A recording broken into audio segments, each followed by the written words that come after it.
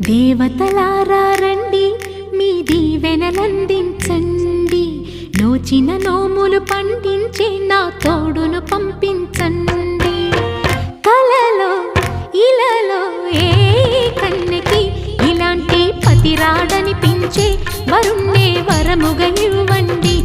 కని విని ఎరుగని వేడుకతో వివాహ